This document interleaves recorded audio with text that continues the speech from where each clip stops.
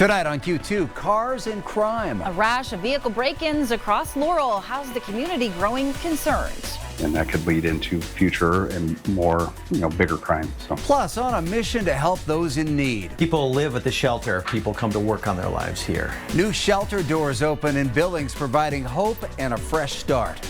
And carrying the load. This is awareness for honoring our veterans, for honoring our first responders, for honoring those who gave the ultimate sacrifice for all of us, for our freedom. Two nonprofits unite, looking to honor Montana veterans this Memorial Day weekend. The MTN 5:30 news starts right now. From Montana's news leader, this is the MTN 5:30 news. Good evening and thanks for joining us on this Tuesday. I'm Russ Riesinger. And I'm Andrea, Lutz. Tonight, Laurel Police has a warning to residents. Lock your car doors after a 5-day rash of car break-ins. Yeah, police say bags, cash, and jewelry were all stolen, but perhaps the most alarming item taken, guns. Charlie Klepp says the latest on this growing concern in the community. It pisses me off. The videos are shocking. They're going up to cars, they're checking the doors. If they're locked, they move on. Videos showing a group of what police believe to be juveniles breaking into cars in Laurel. It sucks the world's coming to that now. Residents like Brandon Gonzalez say it's become a worrisome trend. Because of what they're going to lead themselves into or what could possibly happen at the wrong house. Not to point fingers, the parents need to kind of fix their kids. Gonzalez is among the many frustrated, and rightfully so. Laurel police say there have been 38 reported car break-ins since Thursday, with 4 of them resulting in stolen firearms. Police Captain Jared Anglin says it's concerning, especially given the apparent ages of the suspects. What it does look like it's juveniles that are just from the body stature, all that stuff. So potentially to putting these firearms into we can call them criminals' hands. I mean, it's free access to them. Anglin says they haven't gotten any identification of the suspects, though he does say it appears to be the same group committing the crimes. We've had numerous vehicles that have had multiple items of value left in the vehicle. Which is why Anglin is hoping residents take those valuables inside their homes and make sure to lock their cars each night. You want to think that you can leave your vehicle unlocked, whether it be by accident or on purpose, and not have to worry about it, but that's not the case anymore. I get their kids, but it's the way you need to be starting at this age. In Laurel, Charlie Klepp, MTN News. A Billings woman who got into a standoff with police on her roof appeared in court to tell a judge she's not guilty. 39-year-old Kayla Beaulieu is accused of threatening the Martinez family with a handgun in a road rage incident on the 200 block of Lewis Avenue last Saturday. Police then traced her to her home on the 700 block of 22nd Street West, where she climbed the roof and led police on a 2-hour standoff. Prosecutors say she was under the influence and asking police to shoot her. She's facing charges of assault with a weapon, criminal endangerment, and obstructing, and her bond was set at $25,000. A brand new facility is to the rescue for Billings' most vulnerable population.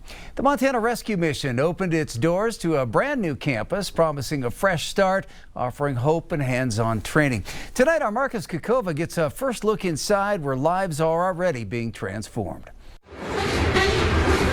When you think of a train, do you imagine it in motion or standing still? This is the Life Change hallway. This is really where the work begins. Matt Lundgren sees trains as speeding along, always headed somewhere new, just like the people he serves at the Montana Rescue Mission. The theme here is really the railroad, obviously because of Mr. Washington and his generosity, but also this is steps on the journey, right? This is not the destination, the homeless shelter. No one stays here long term. People come, they heal, they work on their lives, and then they move on to their next stop on the train line, so to speak. Today, those tracks are being extended from one building to 2.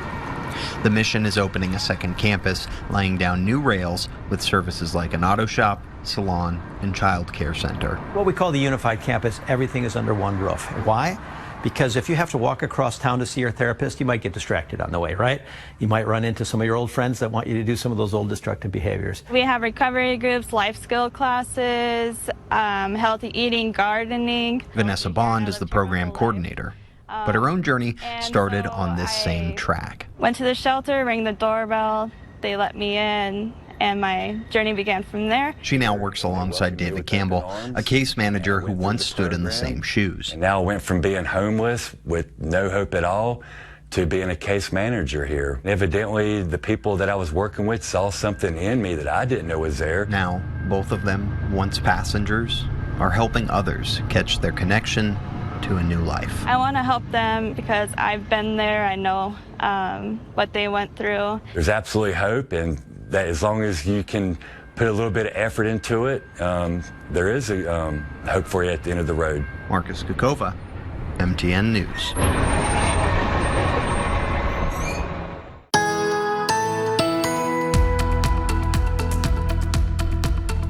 We had a lot of reports of rainfall. It was over an inch from around the region. Eileen, thanks for sharing this one from the Hysham Hills. You can see about 1.5 inches in the rain gauge. As we start getting into today, the showers and thunderstorms are a little more scattered around the area. So thanks very much for sharing some of the storm clouds starting to build in as we start looking around the still water for this afternoon. And then also some of the clouds here. Jim, thanks for sharing that up from around the Four Dances area. Showers and thunderstorms will continue across the area as we start getting into the next few days. And then we start getting into the Memorial Day weekend, and that means that you might be planning some outdoor activities. So make sure you go to the the app store that fits with your smartphone and download our free downloadable weather app. We'll give you the latest radar and analysis, and you can share your pictures and videos, and maybe we can share them with everybody watching. Speaking of watching, stick around. We'll have the complete forecast details for your weekend coming up.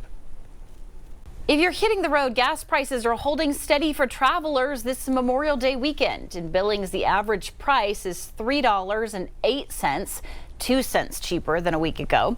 In Montana, it's sitting at $3.18, almost the same as a week ago. And nationally, it's a similar story as the price is also $3.18 a gallon. The highest average in Billings came in 2022 when gas was $4.90 a gallon. Today, a journey to honor America's heroes. That's right. People joined together for a 2-mile walk to remember and reflect on those who fought for our country. Our Hannah Pettiferi has more on the Carry the Load ceremony. We're honoring our veterans on this Memorial May.